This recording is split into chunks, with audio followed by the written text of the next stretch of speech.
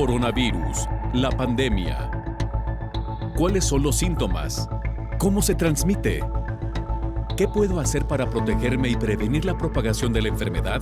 Nuevo padecimiento que ha encendido las alarmas de los sistemas de salud. Coronavirus, la pandemia. ¿Cómo le va? Gracias por acompañarnos. Le saluda a su servidor José Ángel Gutiérrez con la invitación a que se quede con nosotros en su programa Coronavirus, la pandemia. Llegamos ya al programa 373 en esta producción de la Universidad de Guadalajara, en la cual también agradecemos a todas las televisoras públicas de la República Mexicana y de América Latina que nos siguen a través de esta transmisión. Usted nos puede hacer llegar sus comentarios a través de nuestras redes sociales, tanto en Facebook como en Twitter nos encuentra como Canal 44 TV, o bien enviarnos un mensaje por la vía de WhatsApp al 33 22 42 06 90, 33 22 42 06 90. Participe con nosotros, estamos a la espera de todos sus comentarios. Y en esta ocasión, aquí en Coronavirus, la pandemia, estaremos tocando el tema de la enfermedad de la obesidad como un factor de riesgos por múltiples afectaciones, pero que particularmente cuando hablamos de COVID-19, estos riesgos se potencializan, así que estaremos comentando acerca de ello. Además abordaremos el tema del derecho universal del Internet en tiempos de la pandemia. La mortalidad por COVID-19 es 10 veces más alta en países con más sobrepeso. Igualmente estaremos comentando con usted acerca de la Comisión Económica para América Latina y el Caribe, que lanza una propuesta, la propuesta de incluir a las mujeres en recuperación post-COVID-19 a un salario de emergencia, otorgarles a ellas un salario de emergencia. Así que acompáñenos, pues ya entramos de lleno en toda la información del presente día. La obesidad y la COVID-19, pandemias que pues no han sido controladas y que sí dejan en cambio múltiples daños a la salud humana. El mayor riesgo que presenta la población mundial es la obesidad y el sobrepeso, una de las epidemias con múltiples afectaciones directas e indirectas a la salud humana.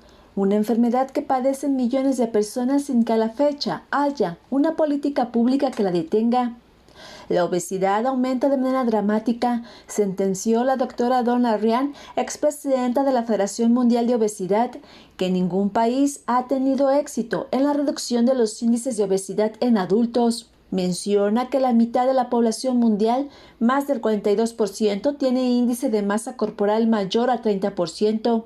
Este problema conlleva a presentar diabetes mellitus, hipertensión, cáncer y enfermedad cardíaca, que con COVID-19 se vuelve un caldo de cultivo. Estos factores hacen que la infección del SARS-CoV-2 no solo esté limitada al sistema respiratorio, sino que también involucre a otros órganos, generando mayores complicaciones y peores desenlaces para los individuos.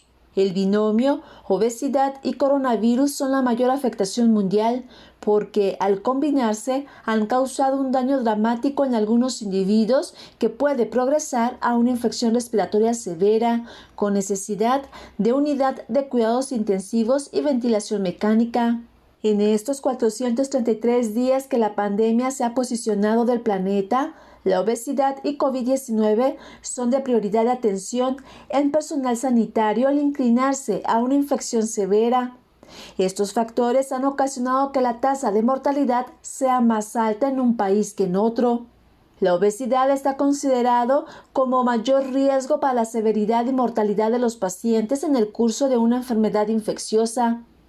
Un estudio latinoamericano en su momento advirtió que la obesidad, junto a sus patologías asociadas como dislipidemias, diabetes mellitus tipo 2, hipertensión y enfermedad cardiovascular, podrían jugar un papel importante en el sistema inmune del huésped infectado por SARS-CoV-2. Y en este tiempo transcurrido, el personal de salud ha advertido de los riesgos que corre una persona con obesidad y COVID-19.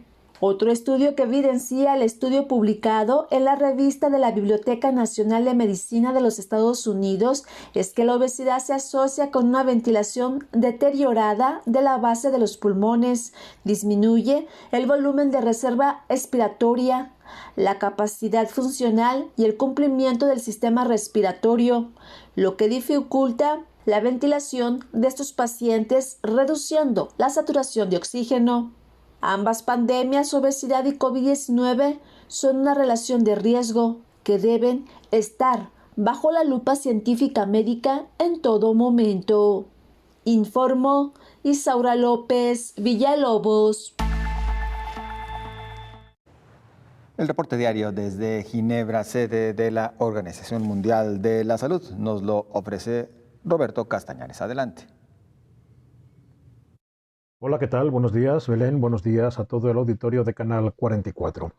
Empezamos ayer la semana superando los 116 millones de infectados por coronavirus desde el inicio de la pandemia y hoy nos vamos a acercar a los 117 millones. También tenemos la seguridad de que estos próximos días la Organización Mundial de la Salud va a contabilizar ya 2.600.000 muertos. Al ritmo de las últimas jornadas, ese nivel se va a alcanzar seguramente mañana miércoles. Hemos comentado varias veces últimamente que los casos reportados por los sistemas sanitarios de todo el mundo comenzaron a descender a principios de enero, pero ya sí podemos confirmar que marcaron un mínimo el 17 de febrero. Desde entonces vuelven a subir ligeramente, de modo que en la primera semana de marzo la media fue de 390.000 casos nuevos diarios y la última semana de febrero fue de algo más de 370.000 por jornada de media. En las muertes no se aprecia ese ligero cambio de tendencia. En cambio, sí es evidente una estabilización de los decesos, aunque hemos pasado de algo más de 9.000 diarios de media por jornada en la última semana de febrero a 8.800 por día en la primera de marzo. Por países, y si hablamos de los más afectados del mundo desde el inicio de la pandemia, en los que más evidente es que la situación en cuanto a contagios está empeorando son dos, Brasil e Italia. En el resto aún hay que esperar para comprobar esas tendencias. Así que no es nuevo que en tanto avance la vacunación en todo el mundo no queda otra opción que mantener las medidas más elementales de prevención, distancia social, tapabocas e higiene. Son las recomendadas y las más utilizadas para evitar contagios con el coronavirus. Y lo que nos dice ahora la Organización Mundial de la Salud es que también funcionan contra sus nuevas variantes que han mostrado una mayor capacidad de transmitirse de una persona a otra. A nivel administrativo y de gobiernos, la advertencia de la OMS a los países es que no caigan en los mismos errores que cometieron los europeos antes y durante el periodo de Navidad y fin de año. Se dio entonces una relajación de las medidas colectivas de control que dio lugar a una nueva ola de la enfermedad y a nuevas restricciones para controlar la transmisión del virus. Reportó desde Europa Roberto Castañares para el programa Coronavirus, la pandemia. Muchas gracias a Roberto Castañares y nosotros continuamos con nuestro tema central del día de hoy que tiene que ver justamente con la obesidad, un padecimiento que está relacionado con el cambio alimentario y que en algunos países de Latinoamérica ha ascendido de manera alarmante. Ha sido un aumento de más de 40%. Estudios que se han realizado en distintos países por más de 30 años no han logrado descifrar los mecanismos para reducir la obesidad. Es un problema que está muy asociado al cambio en el ambiente alimentario, a la forma de comer y a la manera en la que se diseñan los espacios para vivir, explicó Simón Barquera Cervera, director del Centro de Investigación en Nutrición y Salud. En México, en los últimos 20 años, ha estado aumentando de manera constante la obesidad. En el periodo del 2000 a 2018 hubo un incremento del 42%. Ahora, con la pandemia, hay una disminución en la actividad física y un aumento del consumo de comida poco saludable. Además, hay una mayor exposición a la mercadotecnia que inclina a los niños a consumir esos productos, añadió. Por otra parte, el representante de la Organización Panamericana de la Salud en México señaló que este país es el que tiene mayor prevalencia de sobrepeso y obesidad en el grupo de 19 años, en el 35% de esta población, en la región de América Latina, informó Elizabeth Ortiz. En otros asuntos, la Comisión Europea apoya el veto italiano a la exportación de 250,000 vacunas de AstraZeneca, que estaban destinadas a Australia. Advierte que si la empresa no cumple, no hay más exportaciones fuera de la Unión. La presidenta de la Comisión, Ursula von der Leyen, mencionó que la farmacéutica solo ha entregado 10% de lo prometido para el trimestre, mientras AstraZeneca dijo no explique por qué no están entregando vacunas en Europa, habrá un problema. Es responsabilidad de la empresa organizar sus repartos, según reiteró la alemana. Las afectaciones cutáneas, uno de los síntomas más frecuentes en pacientes con COVID-19. A un año de iniciar la pandemia, los científicos aún persiguen las secuelas que sufre el 80% de los recuperados de la enfermedad que el nuevo coronavirus provoca. Un síntoma menos común son las erupciones cutáneas. Estos han sido más lentos en notificarse, en parte debido a la amplia variedad que ha aparecido en los pacientes con COVID-19, lo que hace que sea más difícil establecer una correlación consistente.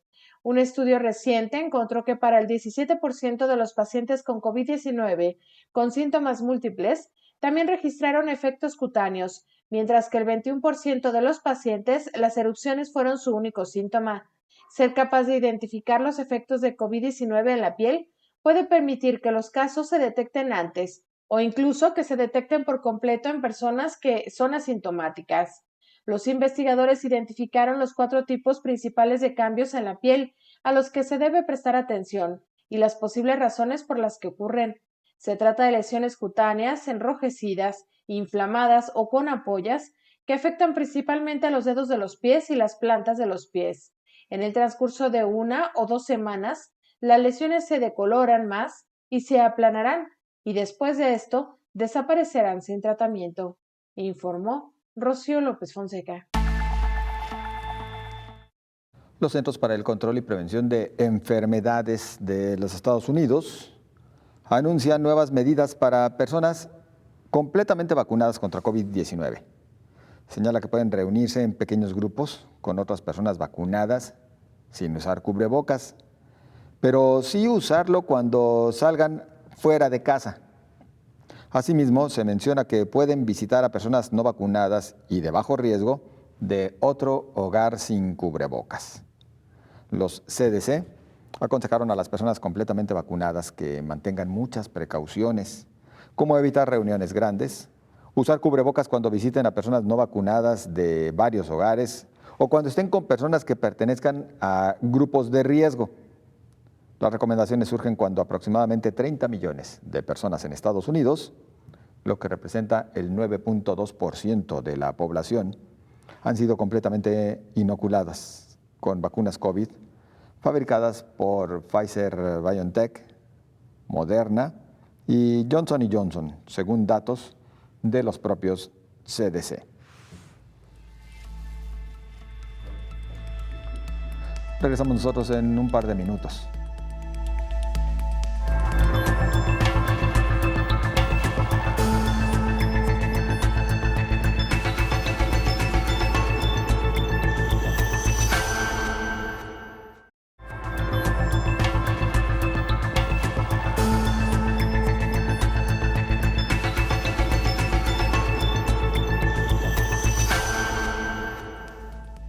Continuamos en Coronavirus, la pandemia. Mire, pues no solamente por COVID-19, sino por diversos factores, todos de salud, deberíamos ser más cuidadosos de nuestro peso y evitar, en medida de lo posible, la obesidad. Pero cuando hablamos de esta combinación con COVID-19, también tendríamos que hablar de que la mortalidad es 10 veces más alta.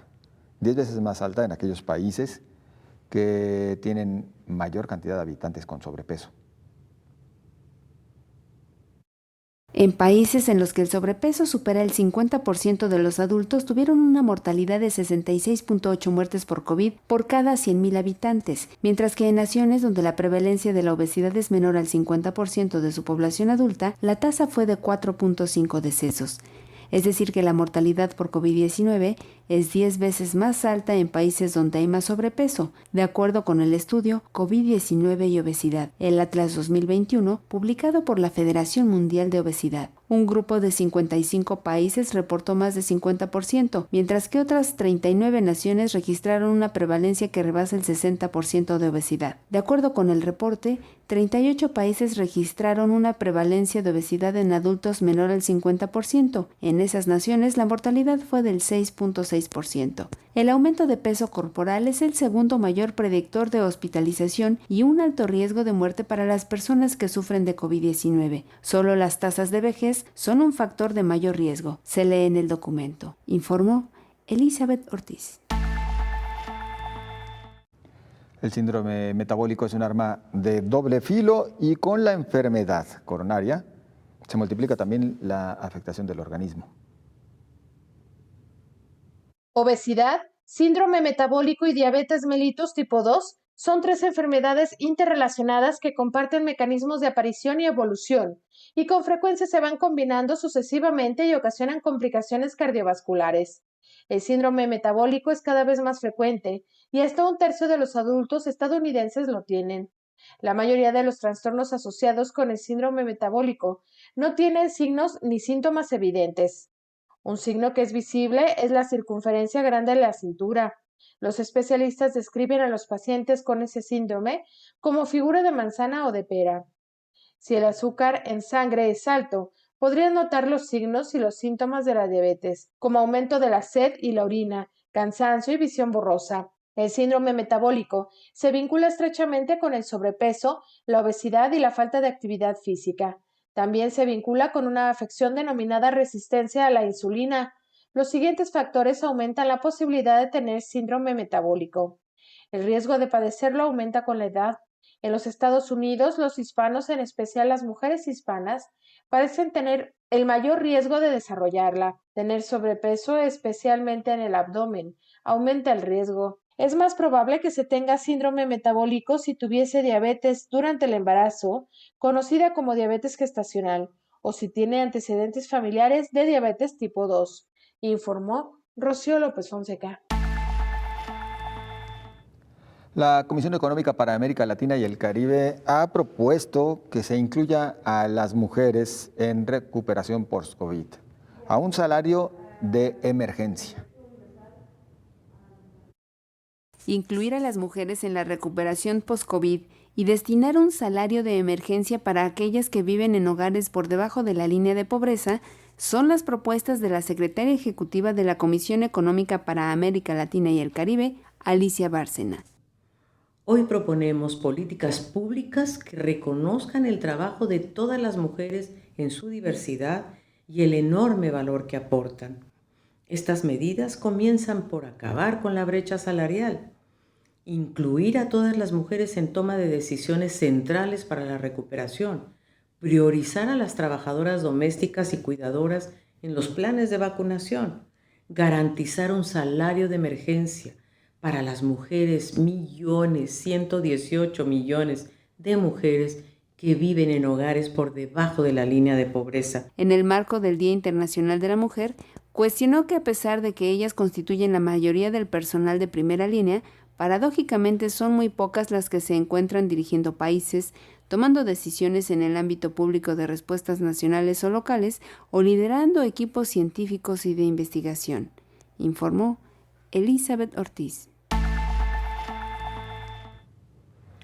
Pues una propuesta que también ha surgido, y no solamente en el caso de las mujeres, se ha hablado de la necesidad de que para toda la población hubiese algún tipo de apoyo económico extraordinario, algún tipo de salario, sobre todo para los estratos, los deciles más afectados, en este caso los estratos más bajos en cuanto a ingresos.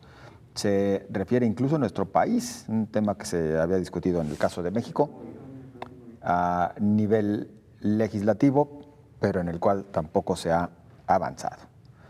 Entramos en materia, ya habíamos mencionado que nuestro tema central, y ya hemos visto algunas aristas de ello, pues es la obesidad como un factor de riesgos múltiples cuando hablamos de su combinación con COVID-19.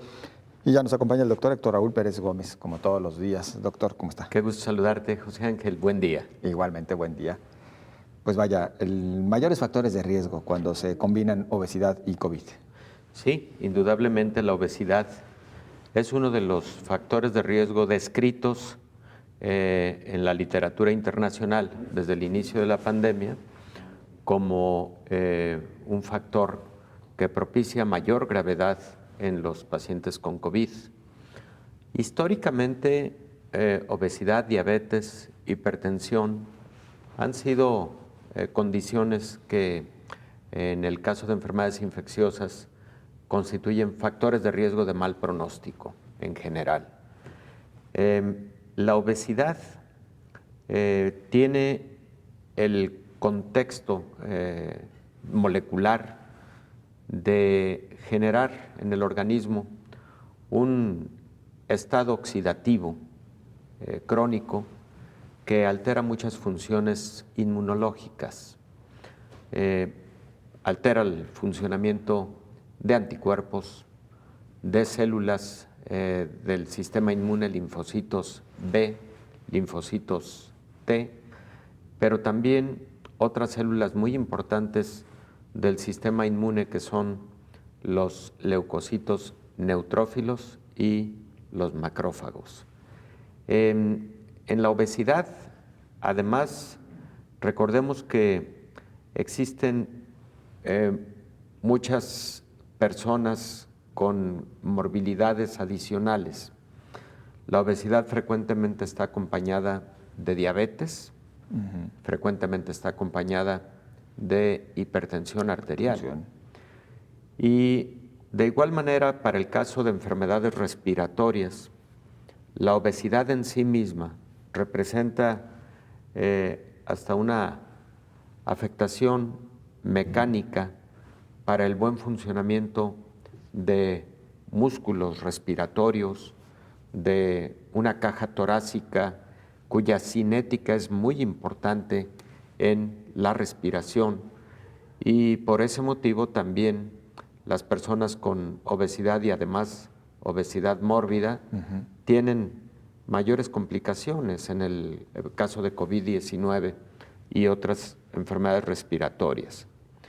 Cuando un paciente con obesidad u obesidad mórbida lamentablemente tiene que llegar a intubación endotraqueal por la gravedad de COVID-19, eso hace indudablemente más difícil el establecimiento de los parámetros ventilatorios con el, valga la redundancia, ventilador mecánico. Y es evidente que esto hace más riesgo de mortalidad incluso en este tipo de pacientes. ¿Por qué lo dificulta, doctor, la obesidad, justamente ya esta combinación con el ventilador mecánico? Bueno, para empezar, la masa corporal tiene mucho que ver con los volúmenes que se establecen para que el ventilador mecánico haga su funcionamiento, ¿no? Tú calculas muchos de los parámetros ventilatorios con respecto al peso corporal ideal de un paciente determinado. Pero si el peso corporal ideal de un paciente determinado son 75 kilogramos, pero este paciente determinado pesa 120 kilogramos, por ejemplo, el excedente de más del 50% de peso corporal ideal, pues hace que precisamente ese parámetro ventilatorio establecido a través del ventilador mecánico no dé suficiencia para la expansión pulmonar, para la expansión alveolar, para el mantenimiento de una presión positiva al final de la expiración, etcétera, que son, insisto, las constantes que se establecen dentro del protocolo de ventilación asistida, ¿no? Entonces, son pacientes que, además de esta dificultad para el buen establecimiento de los parámetros en estos protocolos con ventilador mecánico, pues decíamos tienen mayor riesgo de infecciones secundarias adicionales al propio COVID. Son pacientes en quienes se presentan más comúnmente infecciones hospitalarias que pueden afectar al paciente con COVID, y además son pacientes que, por ejemplo, cuando se tienen que utilizar fármacos como dexametasona, un corticosteroide importante en el manejo del paciente con COVID grave, esto puede generar incremento en la presión arterial, incremento en los niveles de glucosa, más en las personas que tienen sobrepeso u obesidad. Pues doctor, seguiremos platicando acerca de ello. Claro que sí. Todos los factores de riesgo e inclusive, bueno, pues seguro nos podrá orientar bastante respecto a qué podemos hacer para prevenir en ambos casos, la obesidad y bueno, todavía la presencia de esta pandemia. Pero antes, permítanos usted una breve pausa. Continuamos.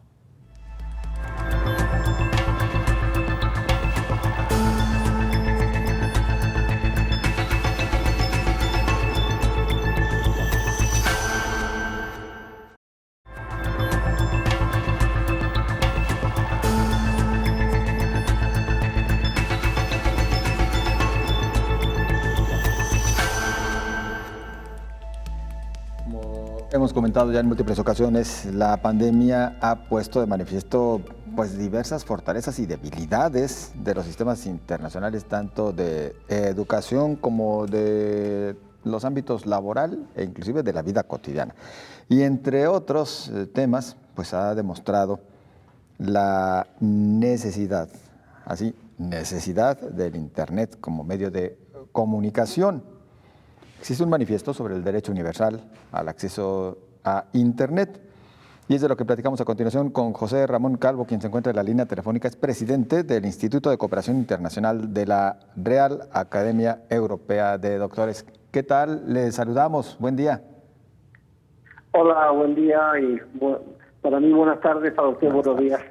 Exactamente, buenas tardes. José Ramón, pues este manifiesto sobre el derecho universal de acceso al Internet, platícanos un poco, por favor. Sí, bueno, este manifiesto nace a partir de un libro que escribimos un grupo de personas sobre el tema de la pandemia, que se llamaba La Gran Pausa, y uno de los capítulos trataba sobre uno de los problemas que se habían detectado con motivo de esta situación, que era la brecha enorme que había a nivel educativo entre los niños que tenían recursos y aquellos que no tenían, los niños que podían seguir la educación a distancia y aquellos que no podían, y dependía básicamente del acceso que tuvieran a Internet, y que eso dependía a su vez de las condiciones financieras y económicas de su familia. Entonces, a partir de ese momento, un grupo de nosotros decidimos empezar a pensar y a escribir algunas reflexiones que al final acabaron siendo un manifiesto en el que venimos a pedir fundamentalmente que se considere Internet un bien de derecho universal y que por tanto no esté sometido absolutamente a las leyes económicas, sino que existan mecanismos que permitan que personas que no tengan capacidad financiera para acceder a los sistemas de comunicación, y tanto de línea de datos como de hardware, o sea, tabletas, computadores, etcétera, pues que bueno, se pueda facilitar eso de alguna forma. Y entonces a partir de ahí surgió una iniciativa que ha sido respaldada ya por muchas organizaciones internacionales. La primera fue UNESCO y a partir de ahí enseguida. Y bueno, todavía de hecho seguimos un poco en esa línea, porque esto es un tema que hay mucha gente que ha dicho que es una utopía, o sea, y nosotros dijimos sí, efectivamente, tal vez lo sea, pero si alguien no da el primer paso, pues evidentemente esto seguirá siendo un problema.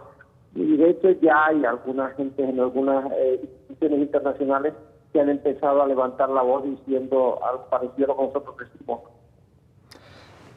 El gran punto es justo lo que menciona, tiene que ver con factores económicos y por supuesto que principalmente en América Latina se viene padeciendo este problema del rezago económico y combinado con pues un internet caro y de mala calidad.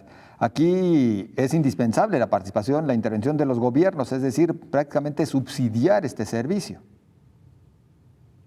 Sí, sin duda. O sea, yo creo que una de las responsabilidades que tienen todos los gobiernos de todos los países es facilitar al máximo a sus ciudadanos una mejor calidad de vida. Y evidentemente no podemos pensar que hoy la calidad de vida no solo es suministrar agua corriente y suministrar electricidad. Internet forma parte de ese sistema, y más cuando está tan vinculado a los sistemas de enseñanza y aprendizaje.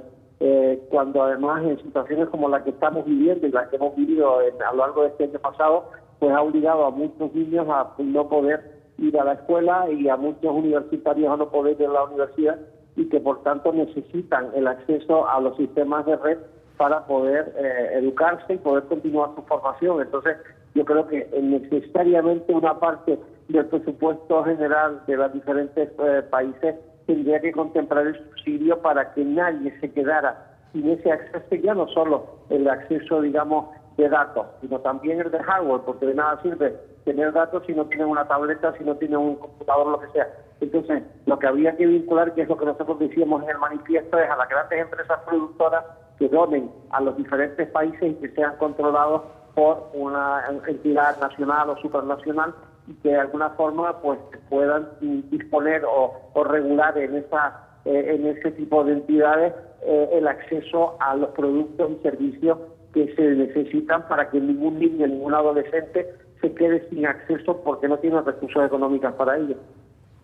Sé que esto te puede terminar inclusive hasta en una discusión de índole ideológica, pero se tendría que pensar inclusive en algunos casos en que el Internet pasara a ser de dominio o control de las autoridades, es decir, estar bajo el control de las autoridades. Sí, supongo que habría que habilitar, y eso va a depender mucho de lo que al final se pueda conseguir en el mundo, porque cada país es un mundo, cada país tiene sus propias reglas y normativas. Entonces, yo lo que creo es que lo que sí es verdad es que, y es lo único que nosotros de alguna forma queríamos, era poner sobre la mesa de discusión internacional este problema. A partir de ahí, el cómo se resuelva va a depender mucho de muchas cosas. Es decir, evidentemente desde que lo hicimos, que fue allá por el mes de agosto o septiembre, hasta ahora no es que hayamos tenido demasiados avances, pero sí hemos visto que hay gente y hay instituciones que ya lo están llevando en su agenda como algo para ser discutido. De hecho, en la Asamblea General de Naciones Unidas de Nueva York en septiembre ya se planteó más o menos marginalmente una cosa parecida. Entonces, yo creo que evidentemente cada país debería saber y adoptar las decisiones necesarias para que esto sea posible, y para eso tiene que llegar a acuerdos con los proveedores, con los suministradores. Evidentemente, aquellos que han hecho inversiones para líneas y para el suministro de servicios tampoco se pueden quedar, digamos, con una mano adelante y con otra detrás, pero vuelvo a repetir, los gobiernos tienen obligación directa de proteger a los que no pueden, a los que no llegan, a los más desvalidos. Entonces, y una de las profesiones creo que debe ser esta. José Ramón Calvo, hemos hablado de la importancia del Internet para que los jóvenes y los niños tengan acceso a la educación en estos tiempos de la pandemia. También tendríamos que referir, bueno, pues la relevancia para que salgan adelante las diversas actividades económicas.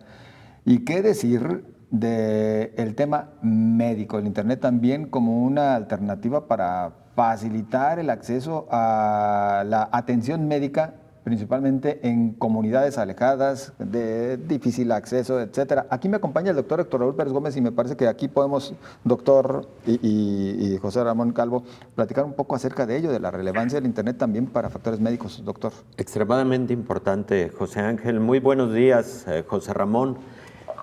Hola, buenos días. Nuestro alto reconocimiento por esta declaratoria que nos parece de suma relevancia, particularmente teniendo en consideración lo que ha representado el Internet a las sociedades, comunidades que lo han tenido disponible y de alta calidad para enfrentar esta pandemia de COVID-19, pero también lamentando mucho el no tenerlo en calidad y suficiencia en muchas otras comunidades, en otros países que han tenido rezago en materia de Internet.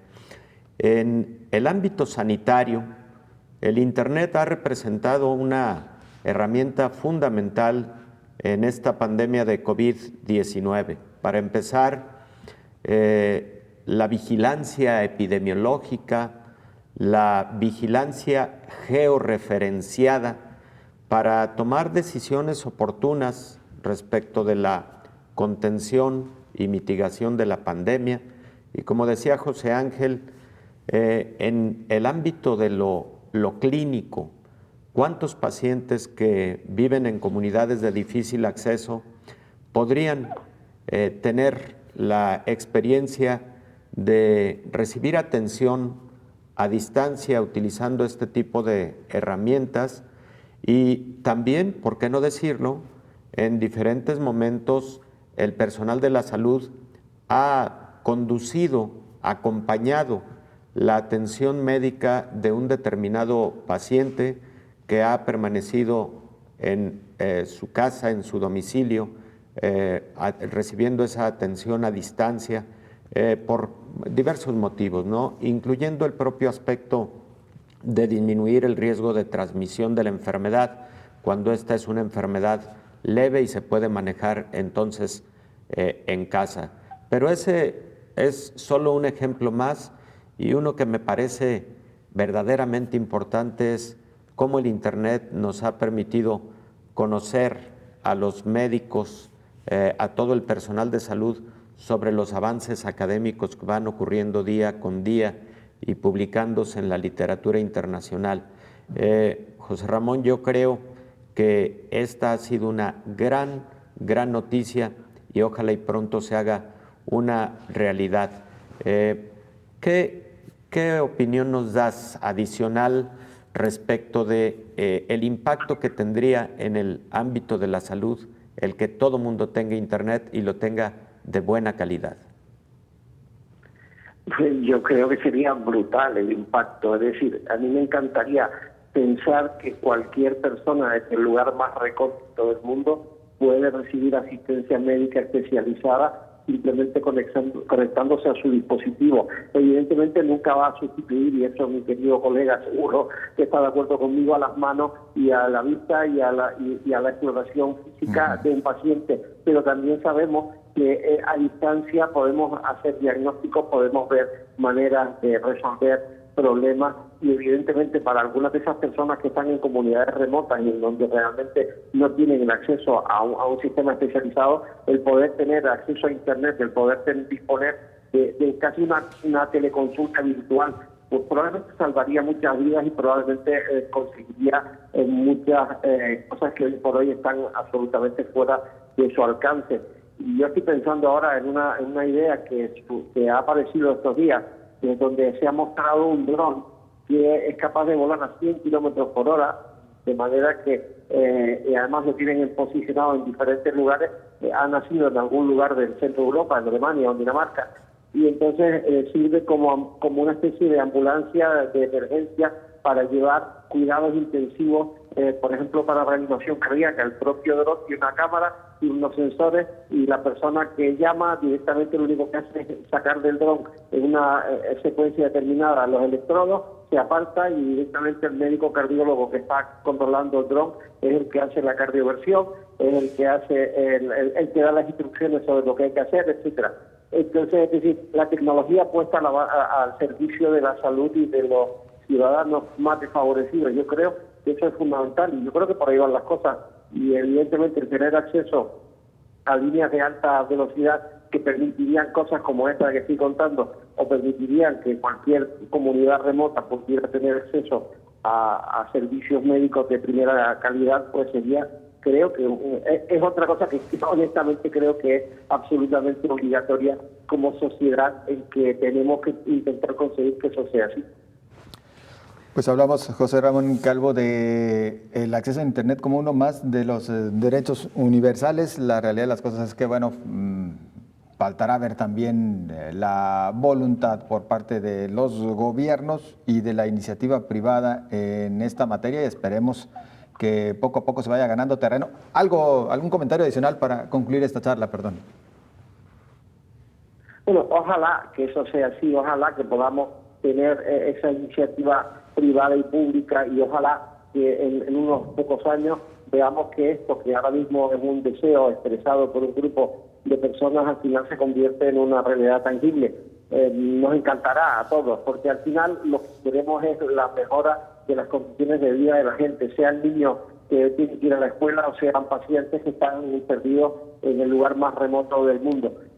Cualquiera de ellos se beneficiará de algo que ha sido descubierto para beneficio de los seres humanos, con lo cual yo creo que al final, si conseguimos que un núcleo significativo de personalidad, de gobierno y de empresas y de personalidades se sumen a esta iniciativa, pues es posible que consigamos antes o después que más o menos esto pueda tener unos visos de realidad.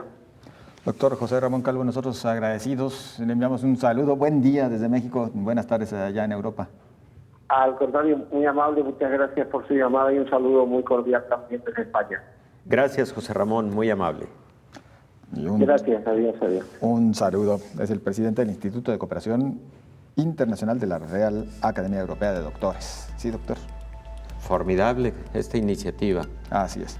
Esperemos que muy pronto tenga concreción en todo el mundo. En efecto. Bueno, y nosotros con esto nos vamos a la pausa. Continuaremos enseguida, no se vaya.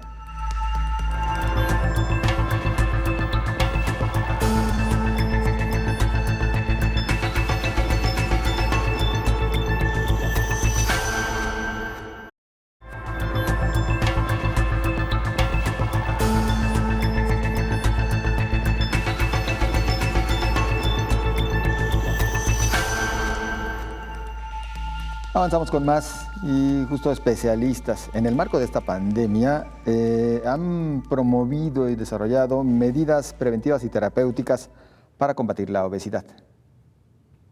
Los pacientes obesos presentan un mayor riesgo para el desarrollo de diversas enfermedades contagiosas, complicaciones posteriores a las mismas y mortalidad por infecciones críticas. Múltiples publicaciones científicas que se han dado a conocer en las últimas semanas han establecido que la gravedad de la enfermedad por coronavirus aumenta con el índice de masa corporal. Debido a estas severas complicaciones, los especialistas buscan potenciar y promover el desarrollo de medidas preventivas y terapéuticas para combatir la obesidad, no solo porque aumenta la vulnerabilidad a las infecciones, sino porque estos pacientes presentan un estado metabólico especial que les hace más susceptibles a contraer enfermedades que aumentan de forma considerable el riesgo cardiovascular, como son la diabetes mellitus tipo 2, la hipertensión arterial, los triglicéridos altos y la apnea del sueño, entre otras. El síndrome metabólico que padecen los pacientes obesos se asocia a un estilo de vida no saludable, consumo de tabaco, dietas poco equilibradas e inactividad física. El tratamiento de la obesidad debe enfocarse de una forma integral y multidisciplinar, utilizando un amplio abanico de estrategias terapéuticas y sin limitarse a un único abordaje. La cirugía bariátrica, a diferencia de las terapias basadas en modificación de hábitos y estilos de vida, ofrece resultados excepcionales con pérdidas ponderables mantenidas durante más tiempo, siempre y cuando sea realizado por un equipo multidisciplinario de especialistas. La escasa eficacia de los otros tratamientos y los excelentes resultados de este tipo de intervención hacen que la cirugía se consolide como un escalón terapéutico de la obesidad en un número cada vez más elevado de pacientes, informó Rocío López Fonseca. Vamos ahora a este reporte de lo que ocurre en Grecia. Escuchamos a Ingrid Hack. Buenos días a todo el auditorio de Canal 44. En Grecia la evolución de la COVID está siendo a primera vista más suave que en otros países. Dicho en cifras, se han registrado algo más de 200.000 casos desde que estalló la pandemia hace un año. Es decir, en torno al 1,8% de una población de casi 11 millones de habitantes se ha contagiado en algún momento. El número de fallecidos es de casi 6.800. Pero a pesar de que estas cifras no son excesivamente altas comparadas con otras naciones, El sistema sanitario público se encuentra bajo extrema presión, sobre todo en la región capitalina de Ática, donde la ocupación de las camas de COVID en las unidades de cuidados intensivos prácticamente está al 100%. Esto demuestra dos cosas. En primer lugar, la fragilidad del sistema en sí, tras casi una década de crisis económica. Y en segundo lugar, algo que denuncian los médicos de los hospitales públicos es que hay muchos fallos en la gestión sanitaria. En Grecia hay muchos hospitales privados y hasta la fecha apenas se han requisado unidades para pacientes de COVID. Al mismo tiempo hay una enorme presión, con una media de 2.000 casos diarios, de los que 350 deben ingresar en un hospital. Por otro lado, la evolución de la campaña de vacunación está marchando bastante bien.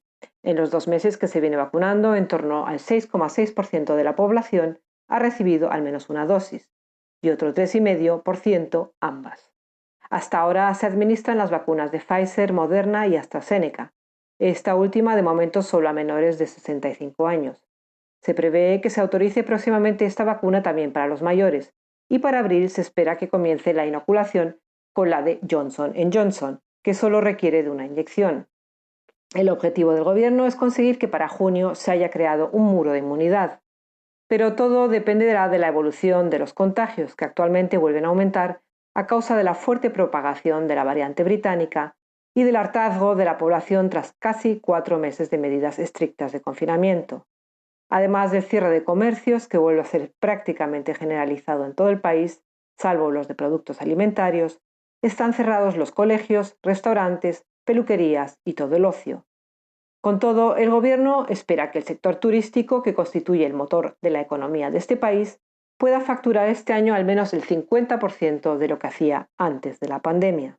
Reportó desde Grecia Ingrid Hack para el programa Coronavirus, la pandemia. Muchas gracias a Ingrid Hack, corresponsal de la agencia EFE en Grecia. Y nosotros regresamos al tema central de hoy, la obesidad como factor de riesgo. Ante COVID-19 se ha advertido que la mortalidad en países con altos índices de obesidad, la mortalidad por COVID ha sido 40% mayor.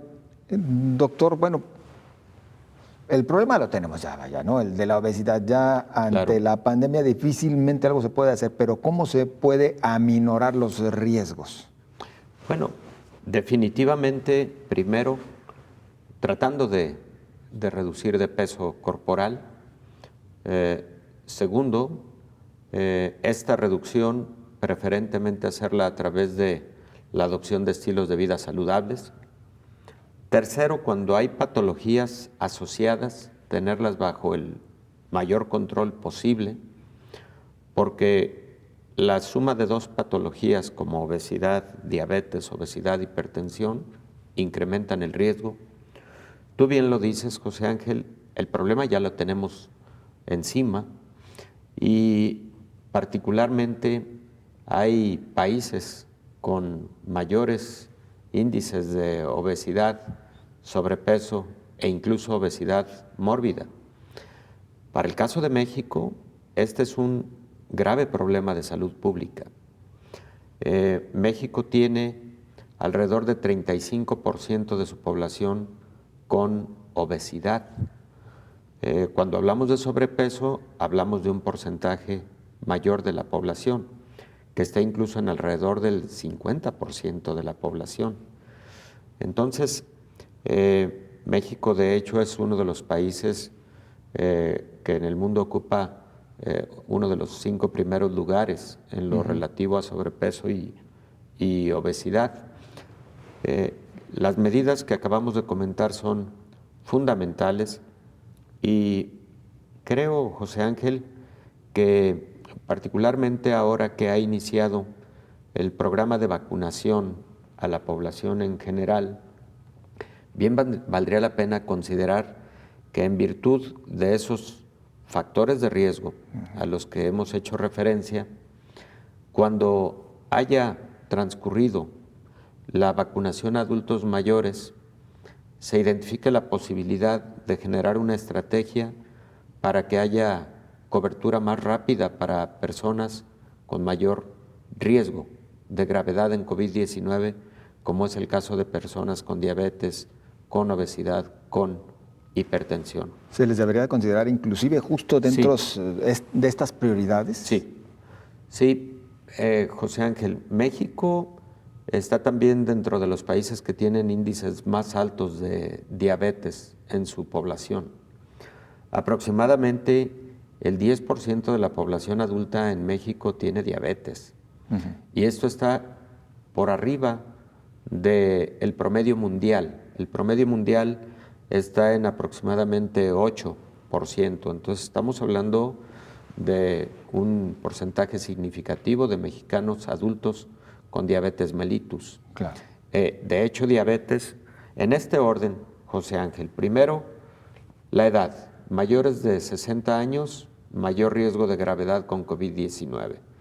Inmediatamente después tenemos diabetes, enfermedad cardiovascular, y ahí está la hipertensión arterial, y obesidad como factores de mal pronóstico en COVID-19. Entonces creo que sí, las campañas de vacunación deben considerar también esos aspectos porque es población considerada vulnerable. Por encima inclusive del criterio estándar, vaya, de la edad.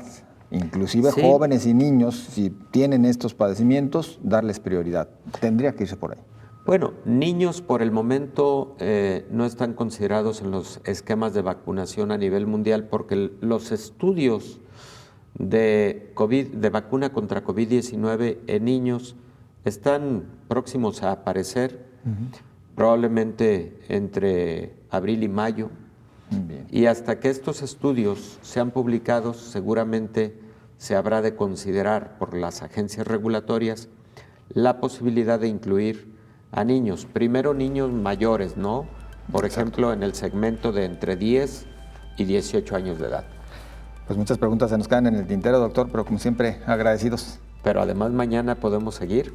Seguramente así será. Con todo gusto. Muy amable. Gracias. Doctor Héctor Raúl Pérez Gómez. Gracias, y gracias José. también a usted por su compañía. Le deseamos lo mejor. Coronavirus, la pandemia.